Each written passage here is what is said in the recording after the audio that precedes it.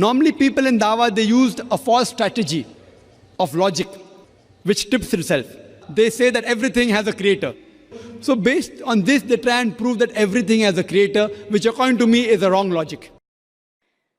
What's your name is such a short distance to cross. But when you ask me, ooh, buddy, I'm gonna take you from Kuala Lumpur to Barcelona to Beirut. We're gonna go to Damascus, to Sydney, to Trinidad and Tobago. I will show you Mecca. My closet with 70+ international scarves, the graves of my 31 family members who... Whenever I travel, I carry a little metal box of Altoid mints because after a 4-hour, 7 a.m. flight, everyone has bad breath. So, almost anyone is willing to take the mint from the Muslim on the airplane. And I know I've been successful when my neighbor turns and asks, so, what's your name? You see, even if there was an elephant in the room, I'm still the elephant in the room. Yeah, when an elephant offers you mints on an airplane, I'm fully aware that it's not always easy to accept. So when the courageously curious do pop the what's your name question, I try to make it worth their while. My name is Amal. It means hope in Arabic.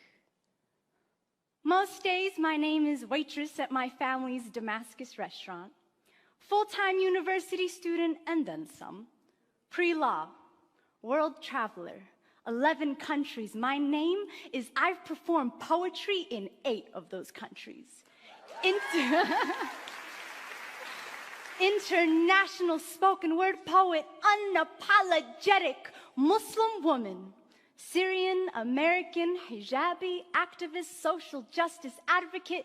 My name is writer, teacher, Colorado born, mile high baby. But at the airport, my name is random search. And on the street, it's terrorist, sand nigger, raghead, oppressed, and on the news, it's ISIS, jihadi, suspect, radical. My name is, could your Muslim neighbor be an extremist? My mama, who wears the hijab, the Islamic headdress, is often referred to as go back to your country. But she's from Iowa. And her nickname is Lisa Pizza. And it does not take more than a couple questions to figure out that her country is the Council Bluffs cornfields. But how would someone know this without asking? They say the shortest distance between two people is a story. Well, I elaborate on that to say that the greatest distance you can travel in the shortest amount of time is by asking someone their name. The way we name ourselves is a reflection of who we are. Our declarations, family histories, the things we believe, the morals we abide by, our homes, cultures, transformations. Like a Muhammad turned Mo, or a Lisa Pizza turned Iman.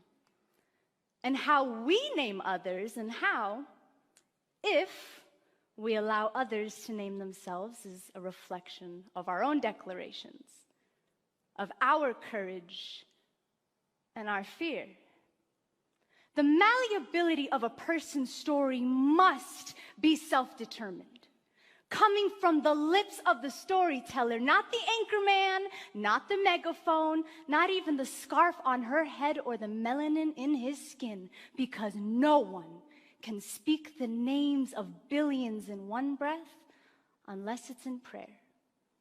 And oftentimes when we generalize, it isn't because we're praying.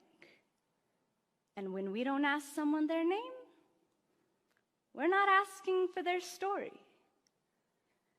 In the world of mass media and rampant misinformation, it is hard for anyone, including myself, to deconstruct all these terrifying stories that we hear. And sometimes, instead of isolating them, individualizing them, we tend to paint a group of people with a broad brush, until suddenly, everyone with a hijab on is a raghead that needs liberating. Or everyone with white skin is a racist cracker. Or everyone with black skin is a fatherless nigger. Or everybody who looks like my father is gonna blow up the airplane. Or if the killer had a light complexion, he's just a mentally fragile lone wolf. And we come to this point where we feel like we don't even need to ask people their names because we already gave it to them. In Europe right now, a monumental name change is taking place that has completely transformed a humanitarian responsibility. Countries are deporting refugees. But when you watch news coverage, these refugees are being referred to as migrants. Because let's face it, deporting migrants sounds way more reasonable than deporting individuals who have been forced to flee their country because of persecution, war, and violence. The United Nations definition of refugee. On September 11th, 2001, I attended a private K-8 Islamic school. And within the first hours of the tragedy, my school received 2 bomb threats. The word terrorist was not on my spelling list, but all of us kids picked it up pretty soon after.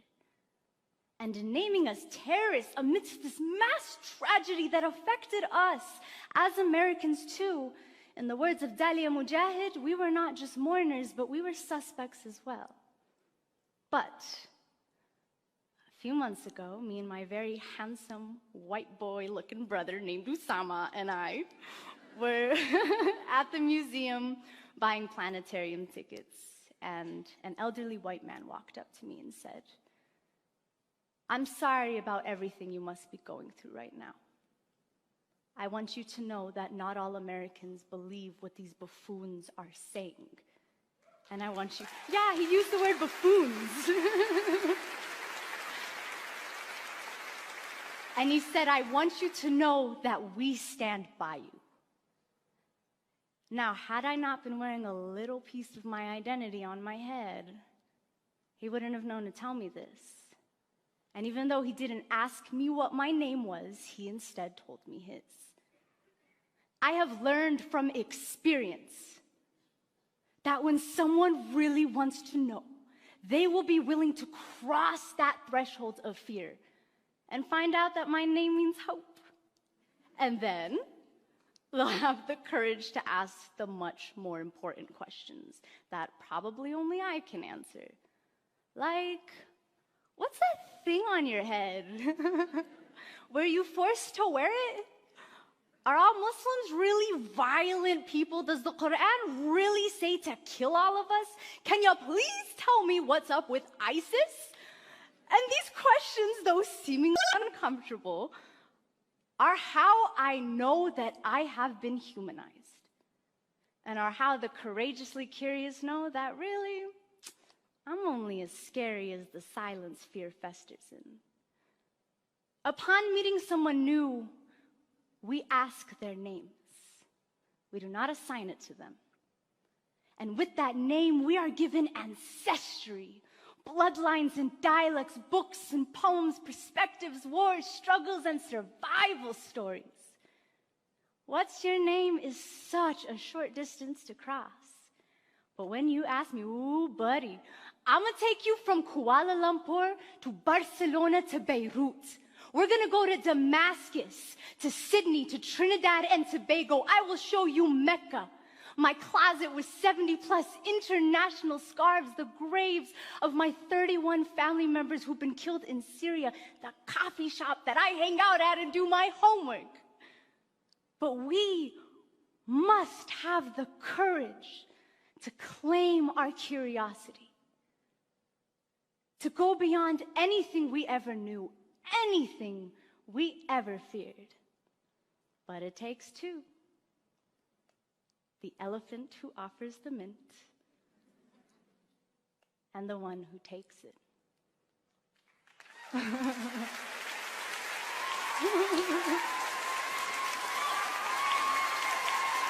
لا تنسى مشاركة الفيديو حتى يستفيد كل مسلم مع قناة اعرف دينك.